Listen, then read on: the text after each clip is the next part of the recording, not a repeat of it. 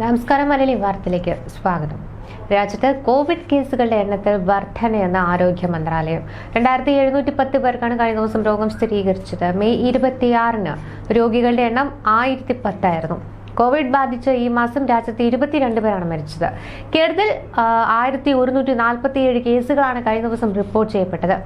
മഹാരാഷ്ട്രയിൽ 424, ഡൽഹിയിൽ 294, ഗുജറാത്തിൽ 223, തമിഴ്നാട് 148, കർണാടക 148 എന്നിങ്ങനെയാണ് മറ്റു സംസ്ഥാനങ്ങളിലെ രോഗികളുടെ എണ്ണം.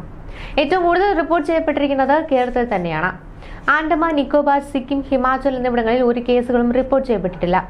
കോവിഡ് വ്യാപനത്തിൽ ഭയപ്പെടേണ്ട കാര്യമില്ലെന്നാണ് അധികൃതർ പറയുന്നത്.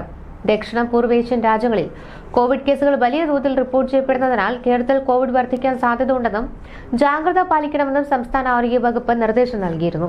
ദക്ഷിണ പൂർവേഷ്യൻ രാജ്യങ്ങളിൽ പകരുന്ന ഒമിക്രോൺ JN.1 വകഭേദമായ LF7, NB1.8 എന്നിവയ്ക്ക് രോഗവ്യാപന ശേഷി കൂടുതലാണ്. എന്നാൽ തീവ്രത കൂടുതലല്ല. സ്വയം പ്രതിരോധം പ്രധാനമാണ്. ജലദോഷം, തൊണ്ടവേദന, ചുമ, ശ്വാസതടസ്സം തുടങ്ങിയ രോഗലക്ഷണങ്ങളുള്ളവർ നിർബന്ധമായും മാസ്ക് ധരിക്കണം. പ്രായമായവരും ഗർഭിണികളും ഗുരുതര രോഗമുള്ളവരും പൊതു ഇടങ്ങളിലും യാത്രകളിലും മാസ്ക് ധരിക്കുന്നത് അഭികാമ്യമാണ്. ആശുപത്രികളിൽ മാസ്ക് നിർബന്ധമാക്കിയിട്ടുണ്ട്. ആരോഗ്യ പ്രവർത്തകർ മാസ്ക് നിർബന്ധമായും ധരിക്കണം. അനാവശ്യ ആശുപത്രി സന്ദർശനം ഒഴിവാക്കണം. ഇടയ്ക്കിടയ്ക്ക് സോപ്പ് ഉപയോഗിച്ച് കൈ കഴുകുന്നത് നല്ലതാണ്. എവിടെയാണോ ചികിത്സിക്കുന്നത് ആ ആശുപത്രിയിൽ തന്നെ പ്രോട്ടോകോൾ പാലിച്ച് ചികിത്സ ഉറപ്പാക്കണം. ചില സ്വകാര്യ ആശുപത്രികൾ കോവിഡ് ആണെന്ന് കാണുമ്പോൾ റെഫർ ചെയ്യുന്നത് ശരിയല്ല എന്നും ആരോഗ്യവകുപ്പ് നിർദ്ദേശിച്ചു. സ്കൂളുകൾ തുറക്കാനിരിക്കെ കോവിഡ് രോഗവ്യാപനം സംബന്ധിച്ച് രക്ഷിതാക്കൾക്ക് സുപ്രധാന അറിയിപ്പുമായി കർണാടക സർക്കാരും രംഗത്തെത്തിയിട്ടുണ്ട്. കോവിഡ് രോഗലക്ഷണങ്ങളായ പനി, ചുമ, ജലദോഷം തുടങ്ങിയവ ഉണ്ടെങ്കിൽ കുട്ടികളെ സ്കൂളിലേക്ക് അയക്കരുതെന്ന് സർക്കാർ പുറത്തിറക്കിയ സർക്കുലറിൽ പറയുന്നു.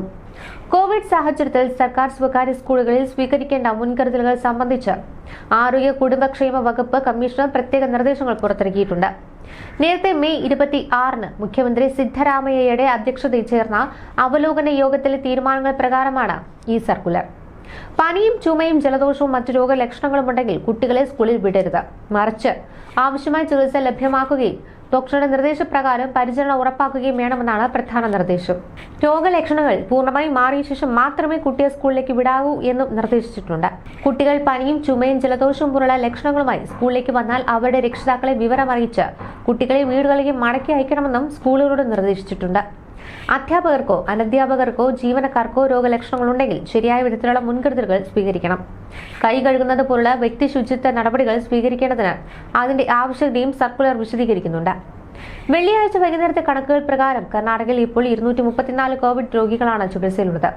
ജനുവരി 1-ന് ശേഷം 3 രോഗികൾ കോവിഡ് ബാധിച്ച് മരിച്ചിരുന്നു.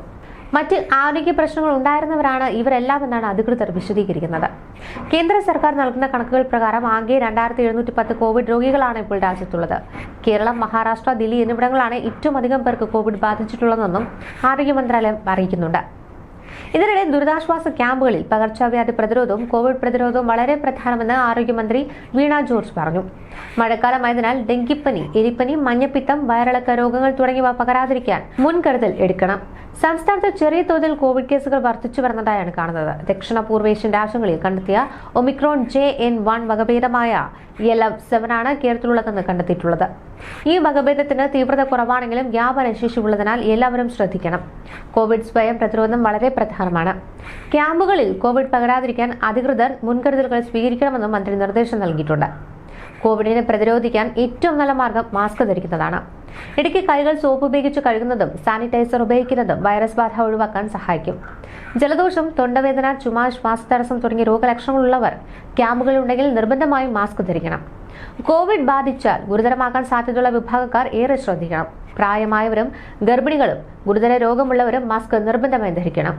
എന്തെങ്കിലും രോഗലക്ഷണങ്ങൾ കാണുന്നുണ്ടെങ്കിൽ ആരോഗ്യ വകുപ്പിനെ അറിയിക്കുക. ആർക്കെങ്കിലും കോവിഡ് കണ്ടെത്തിയാൽ പ്രോട്ടോകോൾ പ്രകാരം ചികിത്സ ഉറപ്പാക്കണം. പ്രദേശത്തുള്ള ആശുപത്രിയിലെ മെഡിക്കൽ സംഘം ക്യാമ്പുകൾ സന്ദർശിച്ച് ആവശ്യമായവർക്ക് ചികിത്സ ലഭ്യമാക്കണം. മരുന്നുകളുടെ ലഭ്യത എല്ലായിടത്തും ഉറപ്പാക്കണം. സന്നദ്ധ പ്രവർത്തകരും ക്യാമ്പിലുള്ളവരും ഉൾപ്പെടെ മലിനജലവുമായി ബന്ധപ്പെടാൻ സാധ്യതയുള്ള എല്ലാവർക്കും എലിപ്പനി പ്രതിരോധ ഗുളികയായ ഡോക്സിസൈക്ലിൻ നൽകേണ്ടതാണ്.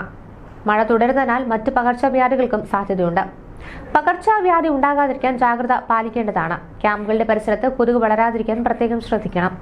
ഉറവിട നശീകരണ പ്രവർത്തനങ്ങൾ നടപ്പിലാക്കണം. മാലിന്യങ്ങൾ വലിച്ചെറിയരുത്. തിളപ്പിച്ചാറ്റിയ വെള്ളം മാത്രമേ കുടിക്കാൻ ഉപയോഗിക്കാവൂ. അവബോധം ശക്തിപ്പെടുത്തണം. ക്യാമ്പുകളിൽ നിന്നും വീടുകളിലേക്ക് മടങ്ങുന്നവർ പ്രത്യേകം ശ്രദ്ധിക്കേണ്ടതാണ്. വീടും പരിസരവും ശുചിയാക്കണം. കിണർ സൂപ്പർ ക്ലോറിനൈറ്റ് ചെയ്തതിനു ശേഷം മാത്രമേ വെള്ളം ഉപയോഗിക്കാൻ പാടുള്ളൂ. പാമ്പ് കടി ഏൽക്കാതിരിക്കാനും ഇലക്ട്രിക് ഉപകരണങ്ങളിൽ നിന്ന് ഷോക്ക് ഏൽക്കാതിരിക്കാനും ശ്രദ്ധിക്കേണ്ടതാണ്.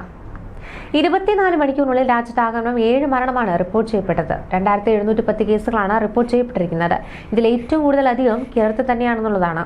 1147 കേസുകൾ. തൊട്ടു പിന്നാലെ മഹാരാഷ്ട്ര 424, ഡൽഹി 294 എന്നിങ്ങനെയാണ്. ആദ്യ കോവിഡ് മരണം ഡൽഹിയിലാണ് റിപ്പോർട്ട് ചെയ്തത്. കേസുകൾ വർദ്ധിക്കുന്ന സാഹചര്യത്തിൽ ചീഫ് സെക്രട്ടറിമാർക്കും ആരോഗ്യ വകുപ്പിനും കേന്ദ്ര സർക്കാർ നിർദ്ദേശങ്ങൾ പുറത്തിറക്കി. പരിശോധന, ചികിത്സ, ഐസൊലേഷൻ സൗകര്യങ്ങൾ, ഓക്സിജൻ, വെന്റിലേറ്റർ, കിടക്കകൾ തുടങ്ങിയവയുടെ ലഭ്യത ഉറപ്പാക്കണമെന്നാണ് നിർദ്ദേശം. പൊതുജനങ്ങൾ ജാഗ്രത പാലിക്കണമെന്നും ആരോഗ്യ മന്ത്രാലയം പറഞ്ഞു. ഈ രോഗലക്ഷണങ്ങളുള്ളവർ ഇത് അനുഭവപ്പെടുന്നവർ ഉടൻ തന്നെ പരിശോധനയ്ക്ക് വിധേയരാകണമെന്നും നിർദ്ദേശത്തിൽ പറയുന്നു. കോവിഡ് രൂക്ഷമായ കേരളം ഉൾപ്പെടെയുള്ള സംസ്ഥാനങ്ങളിൽ ജൂൺ 2-നകം അവലോകന റിപ്പോർട്ട് കൈമാറണമെന്നും കേന്ദ്ര സർക്കാർ ആവശ്യപ്പെട്ടു. ഇതിനിടെ പൊതുസ്ഥലങ്ങളിൽ മാസ്ക് ധരിച്ച് ഇറങ്ങാവൂ എന്ന് തമിഴ്നാട് സർക്കാർ ജനങ്ങൾക്ക് നിർദ്ദേശം നൽകിയിട്ടുണ്ട്. രോഗവ്യാപനം ചെറുക്കുന്നതിന്റെ ഭാഗമായിട്ടാണ് ഈ നടപടി. തമിഴ്നാട്ടിൽ ഇതുവരെ 148 കോവിഡ് കേസുകളാണ് റിപ്പോർട്ട് ചെയ്യപ്പെട്ടിട്ടുള്ളത്. കർണാടകയിലും 148 കേസുകളുണ്ട്. പശ്ചിമ ബംഗാളിൽ 116 കോവിഡ് കേസുകളും സ്ഥിരീകരിച്ചു.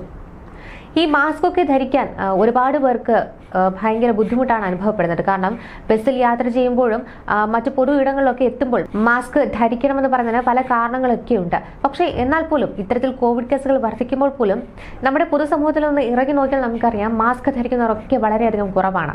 കാരണം ആദ്യ ടൈമിലൊക്കെ ഈ മാസ്ക് നിർബന്ധമാക്കിയപ്പോൾ ഒരുപാട് പേർ ഇത് ഉപയോഗിച്ചിരുന്നു. പക്ഷേ ഇപ്പോൾ ഈ ഒരു കോവിഡ് കേസ് വർദ്ധിക്കുന്ന എന്നൊരു ആശങ്ക നിലനിന്നാൽ പോലും മാസ്ക് ധരിക്കാനൊക്കെ വളരെയധികം ബുദ്ധിമുട്ടാണ്. കാരണം ബസ്സിലൊക്കെ യാത്ര ചെയ്യുമ്പോൾ പോലും 1-2 പേർ മാത്രമായിരിക്കും ആ ബസ്സിൽ മാസ്ക് ധരിച്ചിട്ടുണ്ടാവുക. ഇത്തരത്തിൽ വളരെയേറെ ഗുരുതരമാണ് ഈ മാസ്ക് ഉപയോഗിക്കാതിരിക്കുമ്പോൾ ഉണ്ടാകുന്നത്. നിരവധി ഗുണങ്ങളാണ് ഈ മാസ്ക് ഉപയോഗിക്കുമ്പോൾ ഉണ്ടാകുന്നത്. ഈ പൊടിയുടെയോ പുകയുടെയോ കണികകൾ, മോശം വായു, രോഗാണുക്കൾ തുടങ്ങിയ ശ്വസന സംബന്ധമായ അപകടങ്ങൾ ശ്വസിക്കുന്നതിൽ നിന്ന് ഇത് നിങ്ങളെ തടയും. നിങ്ങൾക്ക് എന്തെങ്കിലും അസുഖമുണ്ടെങ്കിൽ മറ്റുള്ളവരെ സംരക്ഷിക്കാനും അണുബാധയുടെ വ്യാപനം കുറയ്ക്കാനും മാസ്കുകൾക്ക് കഴിയും. COVID-19 കാരണമാകുന്ന SARS-CoV-2 എന്ന വൈറസിന്റെ വ്യാപനം സാമൂഹിക അകലം പാലിക്കുന്നതിനൊപ്പം മാസ്ക് ധരിക്കുന്നതിനും ഗണ്യമായി തടഞ്ഞിട്ടുണ്ടെന്നാണ് ഗവേഷണങ്ങൾ കണ്ടെത്തിയിട്ടുള്ളത്. രോഗകാരികളായ അണുക്കൾ അടങ്ങിയ തുള്ളികളുമായി സമ്പർക്കം പുലർത്തുന്നതിലൂടെയും പകർച്ചവ്യാധികൾ പകരാം. നിങ്ങളുടെ ചുറ്റുമുള്ള ആളുകൾ ശ്വസിക്കുമ്പോഴോ ചുമയ്ക്കുമ്പോഴോ തുമ്മുമ്പോഴോ സംസാരിക്കുമ്പോഴോ ഉണ്ടാകുന്ന തുള്ളികൾ ശ്വസിക്കുന്നതിൽ നിന്ന് മാസ്കുകൾ നിങ്ങളെ സംരക്ഷിക്കുകയാണ് ചെയ്യുന്നത്. 2022 ഒരു പഠനം കാണിക്കുന്നത് മാസ്ക് ധരിച്ച ഒരാൾക്ക് SARS-CoV-2 ഉള്ള മറ്റുള്ളവരിൽ നിന്നുള്ള പകർച്ചവ്യാധി തുള്ളികളുടെ എക്സ്പോഷറിൽ നിന്ന് ഭാഗികമായി സംരക്ഷിക്കപ്പെട്ടു എന്നാണ്. രോഗപ്രതിരോധ ശേഷി കുറവുള്ള ആളുകളെ മാസ്കുകൾ സംരക്ഷിക്കുകയാണ് ചെയ്യുന്നത്. രോഗപ്രതിരോധ ശേഷി കുറവാണെങ്കിൽ നിങ്ങളെ വളരെ രോഗിയാക്കുന്ന രോഗാണുക്കളുമായുള്ള സമ്പർക്കം അവ കുറയ്ക്കുകയോ തടയുകയോ ചെയ്യാം. കോവിഡ്, മറ്റു പകർച്ചവ്യാധികൾ എന്നിവയിൽ നിന്ന് സംരക്ഷിക്കാൻ മാസ്കുകൾ ഉപയോഗിച്ചു വരികയാണ്. അവ ധരിക്കുന്നതിന് മറ്റു ഗുണങ്ങൾ കൂടിയുണ്ട്. മാസ്കുകൾ നിങ്ങളുടെ അലർജി ലക്ഷണങ്ങൾ വഷളാക്കുന്നത് തടയും. അല്ലെങ്കിൽ മലിനീകരണ വസ്തുക്കളുമായി സമ്പർക്കം പുലർത്തുന്നതിൽ നിന്ന് നിങ്ങളെ തടഞ്ഞേക്കാം. NIOSH അംഗീകരിച്ച മാസ്കുകളാണ് ഏറ്റവും ഫലപ്രദം. എന്നിരുന്നാലും മാസ്കിന്റെ തരം അനുസരിച്ച് മറ്റു മാസ്കുകളും സഹായകരമാകും. ന്യൂസ് ഡെസ്ക്, മലയാളി വാർത്ത.